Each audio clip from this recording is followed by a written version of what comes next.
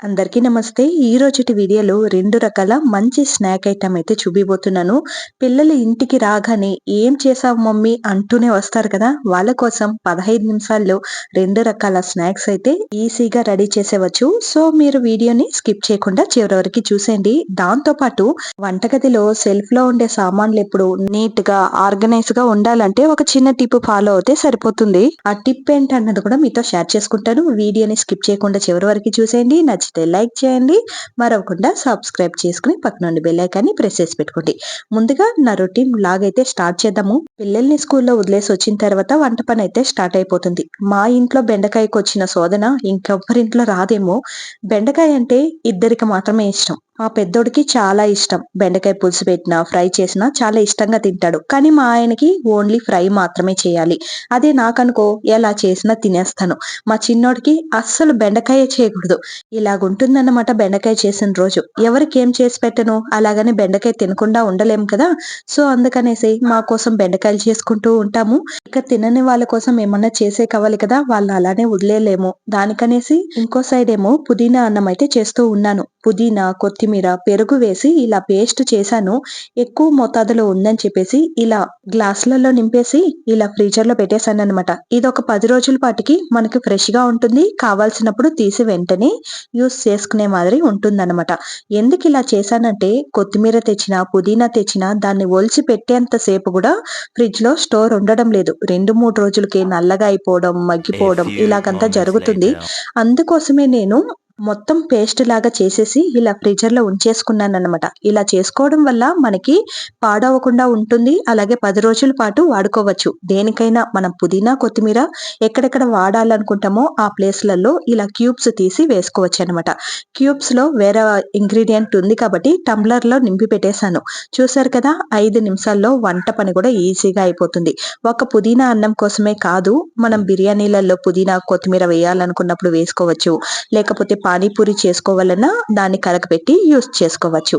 ఎక్కడెక్కడ మనం పుదీనా, కొత్తిమీర యూజ్ చేస్తామో అక్కడ ఈ క్యూబ్ తీసి యూజ్ చేసుకోవచ్చనమాట. ఇలా చేయడం వల్ల వంట పని ఈజీగా అవుతుంది. అలాగే మనకి ఫ్రెష్‌గాను ఉంటుంది. ఇలా చేసి ఫ్రీజర్‌లో ఉంచితే అది హెల్త్‌కి మంచిది కాదేమో అని మీరనుకోవచ్చు.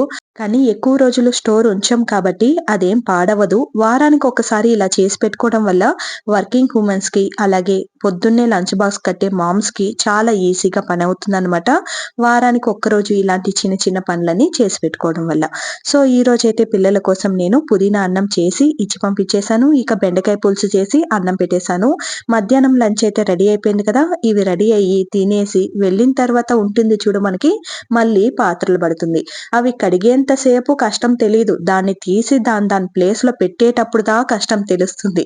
కడిగేటప్పుడేమో ఏదో ఒక ఆలోచనతోనో, లేకపోతే పాటలు వింటూనో కడిగేస్తూ ఉంటాము. పాత్రలు కడిగేది కష్టమే, లేదండం లేదు. కానీ అப்பாడా! అయిపోయిందిరా స్వామి, ఇక కాసేపు కూర్చోవచ్చు అనే టైంలో మళ్ళీ ఆ పాత్రలన్నీ తీసి అరేంజ్ చేయాలి అనన్నప్పుడు ఇంకా డబుల్ కష్టంగా అనిపిస్తుందనమాట.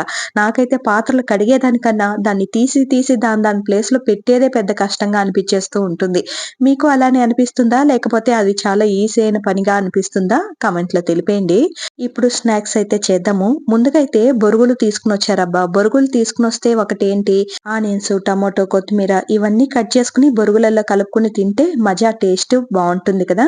సో, అలాగా చేసుకున్నామనమాట. కానీ ఇవి మిగతా ఉండే బొరుగులు చేసి పెట్టేసామనుకో, పిల్లలకి ఎప్పుడు కావాలంటే అప్పుడు తీసుకొని తినేవచ్చు కదా! అందుకోసం ఇలా మసాలా బొరుగులైతే కలుపుతూ ఉన్నాను.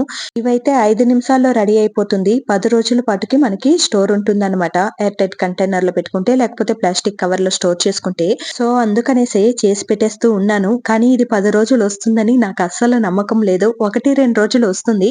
కానీ తిన్న వరకి హాయిగా మన ఇంట్లో చేసింది అనేసి తృప్తిగా తింటారు కదా! దాంట్లో ఉండే సంతోషం వేరే దేంట్లో రాదన్నమాట. ఇవే బయట కొనాలంటే చాలా రేట్లు పడుతుంది. ఒక 5 నిమిషాలు మన ఇంట్లో టైమ్ స్పెండ్ చేశామనుకో చాలా ఈజీగా చేసేసుకోవచ్చనమాట. ముందుగా నూనె పోసుకొని పల్లీలు వేసుకోవాలి. పల్లీలు వేగిన తర్వాత అందులో శనగలు కొంచెం వేసుకున్న తర్వాత అవి కూడా బాగా వేగిన తర్వాత 5, 6 ఎండుమిరపకాయలు తుంచి వేసుకోవాలి. దాంతో పాటు కరివేపాకు కూడా వేసుకోవాలి. ఇవన్నీ బాగా ఫ్రై అయిన తర్వాత అందులో కొంచెం పసుపు, అలాగే కారానికి తగినంత కారప్పొడి వేసుకోవాలి. ఎండుమిర్చి వేసాం కదా! సో, కారప్పొడి కూడా లిమిట్ గానే వేసుకోవాలి. మరీ ఎక్కువైతే కూడా కారంగా ఉంటుంది. అందుకోసమే ఇక ఉప్పు కూడా కొంచెమే వేసుకోవాలి. బొరుగులలో ఆల్రెడీ ఉప్పు ఉంటుంది. లైట్ గా వేసామంటే టేస్ట్ బాగుంటుంది. ఇక కొంచెం ఇంగువ వేసుకుని కొంచెం మసాలాకి ఫ్లేవర్ కావాలి అని అనిపిస్తే గరం మసాలా యాడ్ చేసుకోవచ్చు అనమాట. నేను ఇవే యాడ్ చేశాను. ఇవన్నీ యాడ్ చేసి లైట్ గా ఫ్రై అయిన వెంటనే స్టవ్ ఆఫ్ చేసేసి బొరుగులు వేసుకుని బాగా మిక్స్ చేసుకుని బాగా చల్లారిన తర్వాత ఎయిర్ టైట్ కంటైనర్ లో స్టోర్ చేసుకున్నాం అనుకో 10-15 రోజుల వరకు ధారాళంగా స్టోర్ ఉంటుంది అనమాట. మనం ఉంచితే తినకుండా ఉంచితే 10-15 రోజుల వరకు ధారాళంగా స్టోర్ ఉంటుంది అనమాట. కానీ ఇది 1-2 రోజుల్లోనే మా ఇంట్లో అయితే ఖాళీ అయిపోతుంది. ఇక టేస్ట్ విషయానికి వస్తే చాలా బాగుండింది. నేను తీసి నోట్లో వేసుకున్నప్పుడు నాకు చక్కెరే తగిలిందనమాట. అయ్యో సారీ అండి, చక్కెర చెప్పడం మర్చిపోయాను కదా! బొరుగులు వేసుకున్న తర్వాత 1 స్పూన్ వరకు చక్కెర వేసుకుని మిక్స్ చేసుకున్నాం అనుకో కారం, ఉప్పు ఇవంతా ఈక్వల్ చేస్తుందనమాట. అందుకోసం 1 స్పూన్ వరకు చక్కెర కూడా వేసుకోవాలి. ఆ చక్కెరే నోట్లోకి వచ్చింది ఫస్ట్ టైము. ఆ తర్వాత టేస్ట్ చూసిన తర్వాత అన్ని కరెక్ట్ గా సరిపోయిందనమాట. ఇక పాయసం చేద్దామని స్టవ్ మీద పెనం పెట్టానో లేదో మా చిన్నోడు వచ్చేసాడు. ఏవో వాసన బయట దాకా వస్తుంది, ఏం చేస్తున్నావు అంటూ డాన్సులు చూసారా? వాళ్ళకి డైలీ వెరైటీగా ఇలా స్నాక్స్ చేసి పెడుతూ ఉంటే చాలా ఇష్టంగా తింటారనమాట. లేకపోతే మూతిని కిందకి తొంగేసుకుని ఏం లేదా స్నాక్స్‌కి ఈరోజు ఏం లేదా? ఏమన్నా చేయొచ్చుగా అని ఫ్రిడ్జ్ మొత్తం వెతికేస్తాడు. ఇక పోపుల డబ్బాలన్నీ మొత్తం వెతికేస్తాడనమాట వంట రూమ్‌లో వచ్చి. ఏం లేదు అని చెప్పేసి పల్లీలు తీసి తినేసి ఎళ్ళిపోతాడు. ఎప్పుడైనా పాలు మారుతాం కదా! ఎప్పుడు ఒకేలాగా ఉండదు కదా మనకి కూడా. సో, అలా పాలు మారినప్పుడు పల్లీల డబ్బా ఖాళీ అయిపోతుందనమాట. అందుకోసమే ఏదో ఒకటి చిన్నగా అన్నా స్నాక్స్ అయితే చేసి పెట్టేస్తూ ఉంటాను వీలైనంత వరకి. ఇక పాయసాన్ని విషయానికైతే వద్దాము. పాయసం నాకే క్రేవింగ్స్‌గా ఉన్నిందబ్బా స్వీట్స్ తినాలనేసి ఒక 10 డేస్‌గా అనిపిస్తూనే ఉంది. అందులోనూ పాయసమే తినాలని అనిపిస్తూ ఉంది. కానీ చేసుకోవడం కుదరనే లేదన్నమాట. ఈరోజు ఎలాగైతే అలాగయిందని చెప్పేసి చేస్తూ ఉన్నాను. కారమేమో వాళ్ళ కోసం, స్వీట్స్ ఏమో నా కోసం. కానీ నేనొక్కటే తిననులే. ముందుగా అయితే 1 స్పూన్ వరకు నెయ్యి వేసుకుని జీడిపప్పు, కిస్మిస్ ఇవన్నీ ఫ్రై చేసుకుని పక్కన పెట్టుకున్నాను. ఇక ఆ నెయ్యిలోనే కావాల్సి పడితే ఇంకొంచెం నెయ్యి కూడా యాడ్ చేసుకోవచ్చు. అందులో 1 కప్పు వరకి అటుకులు వేసుకున్నాను. ఇక సగం కప్పు వరకి సేమియా వేసుకుని 2 గోల్డెన్ బ్రౌన్ కలర్ వచ్చేంత వరకు ఫ్రై చేసుకున్న తర్వాత 1 కప్పు వరకి కాచి చల్లార్చిన పాలైతే యాడ్ చేసుకున్నాను. ఇక 1 కప్పు వరకి నీళ్ళైతే యాడ్ చేసుకున్నాను. కొంచెం ఎక్కువ మోతాదులో చేస్తున్నాను. పాలైతే కొంచెమే ఉన్నింది. అందుకే సగం పాలు, సగం నీళ్ళైతే యాడ్ చేసుకున్నాను. ఇక సేమియా, అటుకులు ఆల్మోస్ట్ కుక్ అయిపోయే స్టేజ్‌లో ఇలాచీ పౌడర్ వేసుకున్నాను. ముందుగా ఫ్రై చేసి పెట్టుకున్న జీడిపప్పు, కిస్మిస్ యాడ్ చేసుకుని ఫైనల్‌గా ఇంకొంచెం నెయ్యి యాడ్ చేసుకుని దింపేసుకున్నాను. మధ్యలో చక్కెర యాడ్ చేశాను. ఈ చక్కెరకి ఏంటి ఈరోజు చక్కెర ఎక్కడ యాడ్ చేసినా మర్చిపోతూనే ఉన్నానే.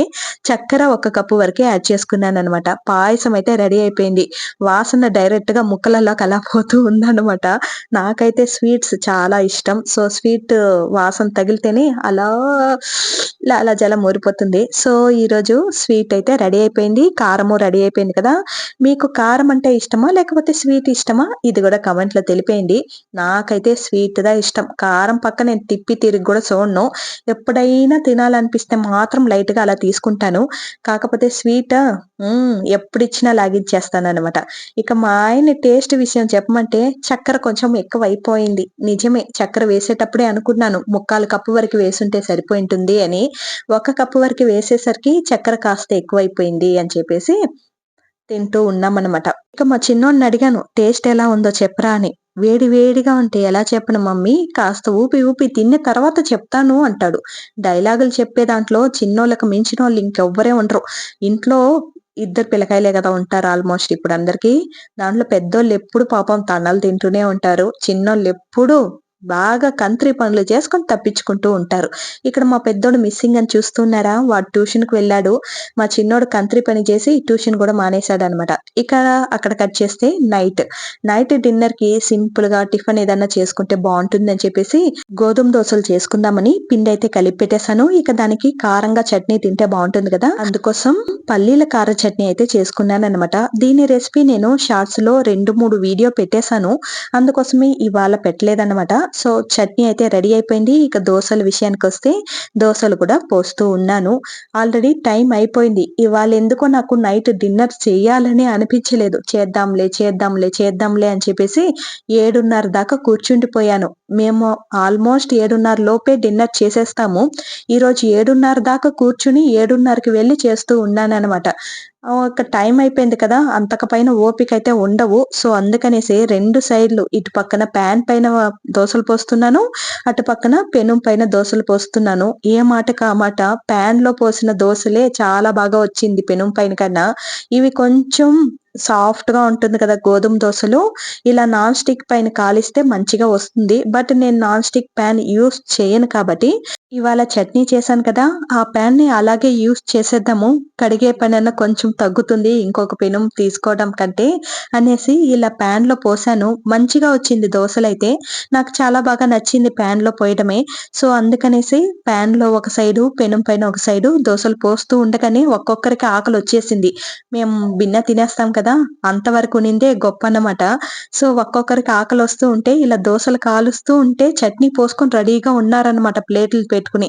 అందుకనేసే గబగబని 2 సైడ్‌లు కాలుస్తూ ఉన్నాను. ఇలా కాలుస్తూ ఉంటే మా చిన్నోడికి స్టార్ దోస కావాలని అక్కడే నిలబడి స్టార్ దోస పోయించుకొని వెళ్ళాడనమాట. ఆలోపే మా పెద్దోడొచ్చి "నాకు లేదా స్టార్ దోస? ఒకరికి చేసేయకూడదురా బాబోయ్! ఈ పిల్లలు వాడికే చేస్తావనే పట్టం కట్టేస్తారు మనకి." కానీ ఇద్దరికీ మళ్ళీ స్టార్ దోస పోసిచ్చిన తర్వాత తృప్తిగా ఉన్నారు. లేకపోతే మనల్ని సంపుకు తినేస్తారు కదా! సో, అలాగా ఇలా నైట్ డిన్నర్ అంతా ముగించుకున్న తర్వాత ఇప్పుడు వంట రూమ్‌కైతే వద్దాము. వంట రూము ఎప్పుడు అందంగా చూసిన వెంటనే అట్రాక్షన్‌గా ఉండాలంటే ఒక చిన్న టిప్ పాటిస్తే చాలు. మనం ఎవరింటికన్నా వెళ్తే ముందుగా వంట రూమే చూస్తాం కదా! వాళ్ళ సామాన్లు మాత్రం ఎప్పుడు నీట్‌గా ఎలా ఉంటుంది. మనది మాత్రం చిందరబందరగా ఉంటుంది. చేతికొచ్చినట్లంతా పెట్టేస్తూ ఉంటామే. వాళ్ళు చూడు ఎంత బాగుందో నీట్‌గా ఉంది. వాళ్ళెక్కడంటే అక్కడ పెట్టరు ఆ సామాన్లు అని ఎన్నో వస్తుంది కదా ఆలోచనలు. మా వంట రూమ్ గూడా ఇలాగే ఉంటుంది ఎప్పుడు. అందరూ అంత పర్ఫెక్ట్‌గా ఉండరు అనేది నా ఉద్దేశం. నిండా ఓసీడీ ఉంటుంది చూడు, వాళ్ళు మాత్రం డైలీ నీట్‌గా పెట్టుకోవాలి అని అనుకుంటారు. మనకి వంట చేసేటప్పుడు చేతికి వాటంగా ఏది దొరికితే దాన్ని ఇలా కబోర్డ్స్‌లలో పెట్టేస్తూ ఉంటాము. మిగిలిపోయిన వస్తువులు తీసి దాని దాని ప్లేస్‌లో పెట్టడానికి టైం లేక, పరుగులు తీస్తూ ఉండే టైంలలో ఇలా చేతికి ఎక్కడ వాటంగా అనిపిస్తుందో అక్కడ పెట్టేస్తూ ఉంటాం కదా! అలాగే అన్నమాట నేను కూడా వంట చేసేటప్పుడు, వీడియో తీసేటప్పుడు ఎక్కడ పడితే అక్కడ పెట్టేస్తూ ఉంటాను. కానీ చాలా మంది నన్నడుగుతారు, "మీ వంట రూమ్ చాలా నీట్‌గా ఉంటుంది. ఎలా మెయింటైన్ చేస్తావని?" నా వంట రూమ్ యాక్చువల్లీ ఇలానే ఉంటుందనమాట. కాకపోతే నేను వారంలో ఒక్కరోజు డైలీ అంతా చేయలేం కదా! వారంలో 2 రోజులు కూడా చేసుకుంటూ ఉంటానండోయ్! నిండా గలీజుగా ఉంటే. నిండా గలీజుగా లేకపోతే మాత్రం వారంలో ఒక్కరోజు తీసి ఎక్కడెక్కడ దాని దాని ప్లేస్‌లో ఏదేది పెట్టాలో దాన్నంతా నీట్‌గా అరేంజ్ చేసేసి, ఇక డబ్బాలంతా ఉంటుంది కదా! దాన్నంతా తుడిసి పెట్టేస్తాను. అప్పుడు మనకి నీట్‌గా అనిపిస్తుంది. రోజు ఈ పని చేయాలంటే కష్టంగానే ఉంటుంది. మనకి పొద్దున్నే లేసినప్పటి నుంచి ఏం వండాలి? ఏం చేయాలి? మధ్యాహ్నంకి ఏం చేయాలి? ఏం కూర చేస్తే బాగున్ను? అలాగే రాత్రికి ఏం చేయాలి? అనేసి పొద్దున్నుంచే ఆలోచించి పెడతాం కదా! సో, అలాంటప్పుడు ఇలా వంట రూమ్ నీట్‌గా ఉంచుకోవాలనే ఐడియా కొంచెం రాదు. సో, అందుకనేసి వారానికి ఒక్కసారి లేకపోతే 2 సార్లు వీలైతే 2 సార్లు చేసుకుంటే ఇంకా నీట్‌గా ఉంటుందనమాట. లేదు మాకు టైం లేదు అనుకున్నప్పుడు వారానికి ఒక్కసారి ఎక్కడెక్కడ పెట్టేసామో ఆ సామాన్లన్నీ తీసి దాని దాని ప్లేస్‌లో అరేంజ్ చేశామంటేనే వంట రూమ్ అనేది నీట్‌గా ఉంటుంది. నా వంటగదిలో ఎక్కువగా క్లిప్స్ ఉంటుంది, హెయిర్ బ్యాండ్స్ ఉంటుంది, టాబ్లెట్స్ ఉంటుంది, అలాగే స్టాండ్‌లు ఉంటుంది. వీడియోకి రికార్డ్ చేస్తాం కదా! ఆ స్టాండ్‌లు గూడా నాకు వాటంగా చేతికి వాటంగా ఎక్కడ దొరుకుతుందో అక్కడ పెట్టేస్తూ ఉంటాను. అవన్నీ ఇలా ప్లేస్ ఉండేదిక ముందరగా మనకి చేతికి వాటంగా ఉందనేసి పెట్టేస్తూ ఉంటాం. అది చూడడానికి కొంచెం గలీజ్‌గా ఉంటుందనమాట. అలాంటివన్నీ వారంలో ఒకసారి, 2 సార్లు ఇలా క్లీన్ చేసుకున్నామనుకో నీట్‌గా ఉంటుంది. అలాగే డబ్బాలు గూడా మనం చేతితో అస్తమానం తడి చేతితో పట్టేస్తూ ఉంటాం కదా! లేకపోతే మిరప్పొడి వేసేటప్పుడు, చక్కెర తీసేటప్పుడు ఆ చేత్తో ఇంకో డబ్బా పట్టేస్తూ ఉంటాం. జిడ్డుగా పైన డస్ట్ నిండిపోయి అలా ఉంటుంది. సో, డబ్బాలు కూడా ఒక క్లాత్ తీసుకొని నీట్‌గా తుడిసేసి, అలాగే కబోర్డ్స్ కూడా నీట్‌గా తుడిసేసుకున్నామనుకో కింద రాలినవన్నీ కూడా నీట్‌గా క్లీన్ అయిపోతుంది. చూడ్డానికి నీట్‌గా ఉంటుంది. ఏది గూడా మన చేతుల్లోనే ఉంది. ఇదొక టిప్పే అన్నమాట. అప్పుడప్పుడు శుభ్రం చేసుకునే దానికన్నా వారానికి ఒకసారి 2 సార్లు శుభ్రం చేసుకుంటే వంట రూమ్ ఎప్పుడు ఇలా తల తల తల అని మెరిసిపోతూ ఉంటుంది. డబ్బాలో నీట్‌గా ఉంటుందని చెప్పలేము. అందులో ఉండే మరకలు, మచ్చలు అవన్నీ ఉంటుంది. అవి వాష్ చేస్తే మాత్రమే పోతుంది. బట్ నిండా డస్ట్ లేకుండా చూసిన వెంటనే వంట రూమ్ ఎంత నీట్‌గా పెట్టుకునుందో అనేలాగా అనిపిస్తుందనమాట. సో, ఈ టిప్ మీకు నచ్చిందనే అనుకుంటూ ఉన్నాను. మిగతా ఉండే 2 కబోర్డ్స్ కూడా నీట్‌గా ఇలా సర్ది పెట్టేసాననమాట. అంతే ఇక ఇవాల్టి వీడియో ఇంతటితో ఎండ్ చేసుకుందాము. ఇంకొక వీడియోలో మళ్ళీ ఫ్రెష్‌గా కలుసుకుందాము. వీడియో ఎలా ఉన్నింది ఏంటి అన్నది కామెంట్ చేసేయండి. నచ్చితే లైక్ చేయండి. వీలైనంత వరకి షేర్ చేయండి. ఉంటాను.